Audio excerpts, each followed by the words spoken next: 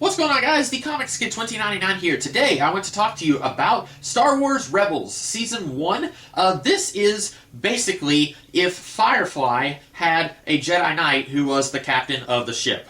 Most of the characters in this kind of sort of line up with character archetypes that you saw in Firefly, which is weird because Firefly, when I first watched it, felt to me like Star Wars if you take out all the Jedi Knights. It's basically just Han Solo and friends going on adventures, sticking it to the man, and then this feels very much like Firefly if Mal Reynolds was once a Jedi Padawan. And so if that sounds good to you, and I'm probably the last person on the planet to watch this, I saw it somewhere for like $5, and I had never seen the series, but I thought that was a deal, so I went ahead and got it, and I think that it's pretty good. I don't think that it's great. And I don't really have any reasons for thinking that it's just okay, but I enjoyed it, but it's not something that I would probably return to very often. I think tonally, this feels more like it's geared towards a younger audience than most of the Star Wars stories that I have experienced. You look at the original trilogy and even all of the Star Wars movies, there are moments that will be very intense for younger children. Luke finding the burned up bodies of his aunt and uncle, Anakin killing an entire village of sand people off screen, and then the heavy implications that he murdered toddlers in Revenge of the Sith. So all of that is going to be a little intense for children. With this series, I feel like kids can watch it and it's more on their level. Now, I've never watched, there are a couple of newer shows that have come out since Disney acquired Lucasfilms. Galactic Adventures, I think, is one of them. There's two at least, and I think those are really aimed at little kids. This isn't quite on that level, but this does feel like it is aimed at a younger demographic than the original trilogy or the prequel movies or the sequel movies. But I enjoyed it for the most part. At times, I feel like, okay, I could have this not be quite so kiddish. Sometimes the hilarious adventures of the main character, Ezra, and I can't remember the guy's name, the hairless Wookiee. I was looking to see if there was a picture of him on here. There's not.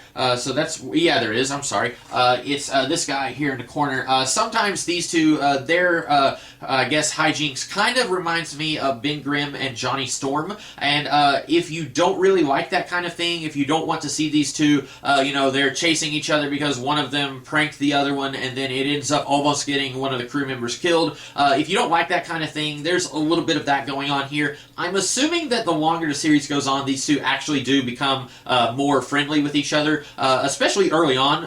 It's kind of irritating seeing these two butting heads with each other so much. Ezra, the main character, is by far my least favorite character in the series.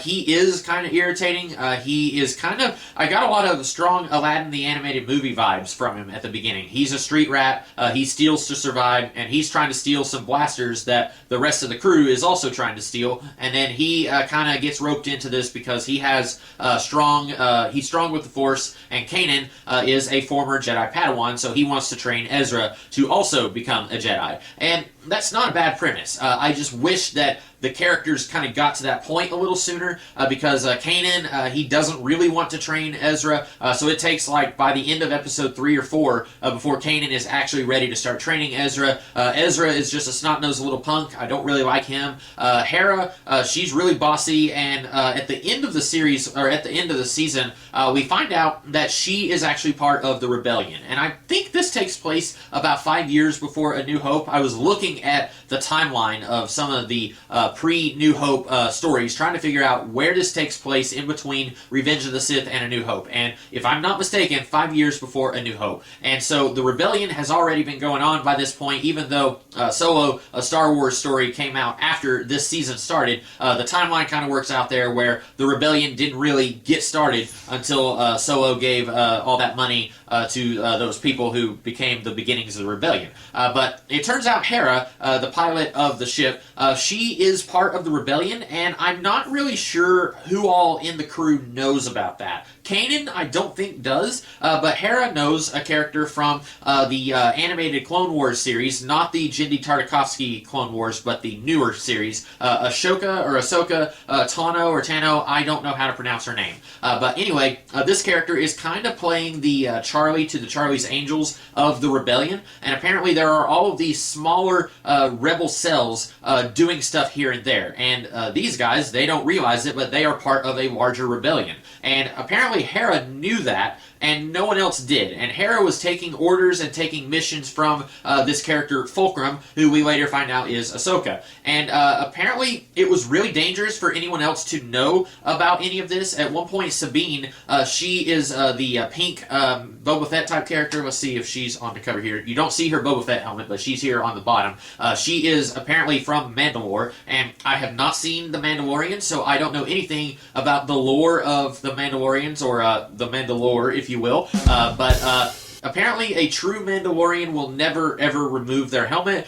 So Jango Fett, apparently not a true Mandalorian. Apparently this chick, also not a true Mandalorian. So I don't know what the deal is there, but she does say that she went to the Imperial Academy on Mandalore. But anyway, at one point she says, when I was at the Academy, they wanted us to follow all orders and don't ask any questions. And I didn't like that. And that's kind of what you guys have going on here. And at the end of the episode, basically it amounts to, hey, we trust you, but we don't want you to ask any questions. And then at the very end of the season, it turns out Hera knew who Fulcrum was, and no one else did. And apparently, if someone in this crew got captured by the rebellion, then they didn't want them to know about Ahsoka or any of the other cells of the rebellion, just in case they were tortured. And that's stupid, because what if Hera gets captured? What's to stop her from talking? She knew about Fulcrum. None of these others did, but that's very flimsy. And also, if you don't know about the Clone Wars series, if you've never seen it, then her, Ahsoka's, cameo at the end of the season doesn't mean anything to you. I've only seen the animated Clone Wars movie that she was in. I've never seen any of that series, so her showing up,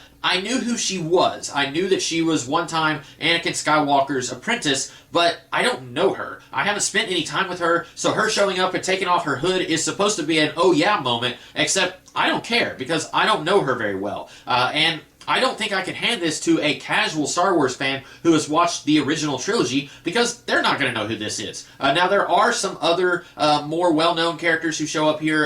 Bail Organa shows up at one point, so if you've seen Rogue One or any of the other prequels, you're going to know who he is. Yoda, you hear his voice. Darth Vader shows up a couple of times. Moff Tarkin shows up in at least one episode. Lando Calrissian shows up in an episode that was okay, and it was actually Billy D. Williams voicing him. And there's other characters, R2 and C-3PO show up at one point. So it feels like the show isn't sure if it can stand on its own. Now, some cameos are going to be understandable. I think if Darth Vader had more of a presence in this season, that would have been cool. But I feel like they kind of overdid it here. You didn't have to have the R2-D2 C-3PO episode, although that does feel like it kind of ties in when they find out that they're part of a larger rebellion at the end of the season. But you didn't really have to have them. You didn't have to have Lando. The Yoda thing kind of makes sense, because I really like that episode. That's where Kanan and Ezra end up going to a Jedi temple. But you've got some recurring bad guys here. You've got the Inquisitor, voiced by Jason Isaacs, kind of doing an Australian accent. I don't know if he is from Australia. I was thinking that he was from Great Britain, but kind of sort of doing an Australian accent, which is weird. I know in the world of Star Wars, you have American accents, you have alien accents, and then you have British accents, mostly the bad guys doing the British accents, but then you have an Australian accent, and my mind immediately goes to the actual location of Australia, the continent. So that was a little strange for me. He has kind of a cool looking lightsaber. It's double bladed, but has this like circle thing on the handle, and he dies at the end of the season. Spoilers, but I wish that he could have been an ongoing bad guy for the rest of the season, because at the end of the day, I don't know anything about him. He kind of feels like Darth Maul in that when you just watch The Phantom Menace and not watch any of the Clone Wars stuff or read any of the Expanded Universe stuff, Darth Maul is a nothing character. That's kind of what I get with the Inquisitor here, and it feels like they wanted to do kind of the Buffy the Vampire Slayer thing of each season has their own villains for these characters to fight. I wish they didn't do that. I wish the entire series was the Inquisitor. I wish that he felt a little more threatening. Every time he shows up, it feels like a big deal, but then they always manage to get away from him, and obviously that's going to happen because you want your good guys to be alive so you can still have a series, but at the end of the day, he doesn't do anything. He's not able to have a single victory, so he doesn't feel threatening by the end of the season, even though they want you to think that he's kind of menacing. So I wish that he had stuck around for longer, even though I haven't seen the rest of the series. Apparently they're going to have a new bad guy, and at the very end, it hints that Darth Vader is going to be hunting the rebels. And I don't know if they do that. I think that'd be cool, but I don't trust this series to actually use Darth Vader. I'm afraid that when you get to the beginning of Season 2, he's going to find someone else and say, I'm too busy for this, why don't you hunt these rebels down, and I'm not going to be in the series very much. Because I hadn't heard that Darth Vader was a big part of this series, and I feel like I would have heard that if he became a main villain starting in Season 2. But I wish the Inquisitor had stayed alive. Other than that, I like this okay.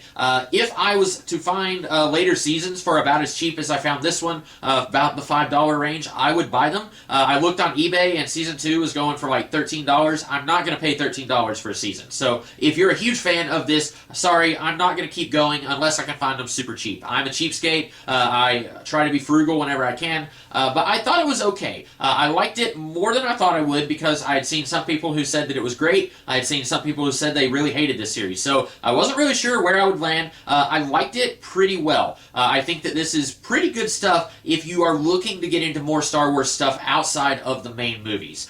So with that being said, I hope you guys like my review of Star Wars Rebels Season 1, and I will be back later in the week with another video, at least one more. So in the meantime, you guys have a great rest of the day. Catch you later.